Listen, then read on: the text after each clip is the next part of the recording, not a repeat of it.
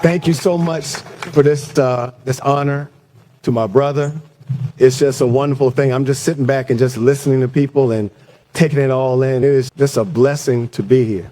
I thank God for the opportunity. I didn't know that when the album was made, 1971, I was 1 year old.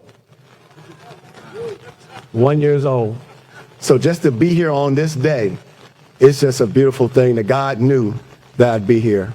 The children, Nona, Frankie, Marvin Gaye III, Janice, they wish they could be here.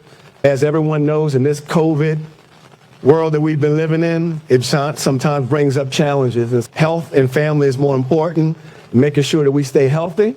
Amen? Amen. Amen. But please know that their heart and their love, they wish they could be here today. With that said, I just want to again thank the dignitaries. Thank you, brother. Thank you, Sister Terry. My sister, please stand up. Yes, please stand up. Yeah. Thank you for the love. Thank you for the love that you gave. Brother London, thank you for the love that y'all gave us last night and just letting us know everything that's going on. It meant a lot. I think the first time I ever heard what's going on, I was 8 years old. I was sitting in the house. I think Melvin Lindsay and the Quiet Storm was playing, and I heard the song, and I just remember it moved me to tears. I grew up listening to gospel music from my mother and my grandmother and my aunts and uncles, but when that came across, tears just started coming up in my eyes. And I couldn't understand what was happening to me. And I don't even know at the time if I even knew it was Marvin, but it moved my heart. And so even today, on this recognizing of the What's Going On album, I just want to mention to everybody again, as relevant as the album is, we continue to push the legacy that Marvin had, and that legacy was a legacy of love. When you listen to the album, you're going to hear constantly about love.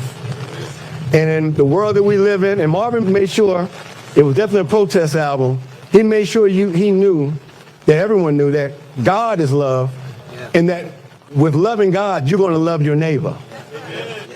With loving God, you're going to love your neighbor. And in loving your neighbor, you're going to be mindful of their hurts and their pains. So when Marvin looked outside his window and some of the things that he was already dealing with in life, I could see the conception that was happening in his heart. When we look at today, if you love your neighbor, you're going to care about the water that they drink. If you love your neighbor, you're going to care about any brutality they may face. When you love your neighbor, you're going to care about the law enforcement that is protecting those who are protecting those. It's important to know the balance of things. When you love your neighbor, you're going to care about their voting rights and not try to suppress them if you love your neighbor.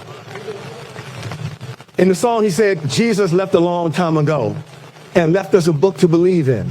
And in it, we have a lot to learn. In Proverbs, it says, open your mouth for the dumb, for those unable to speak for themselves, for the rights of all those who are left desolate and defenseless. Open your mouth and judge righteously and administer justice for the poor and needy. That's what Marvin did.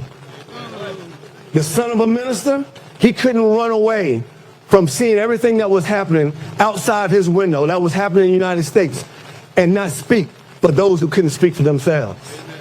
And so on this day, I just want to say thank you so much for the love that you've shown, and for this generation, the grandchildren of Marvin, and those to come, they need to know that there is sacrifice. There's something bigger than just making money. It's something more important than trying to be famous or just making money or whatever.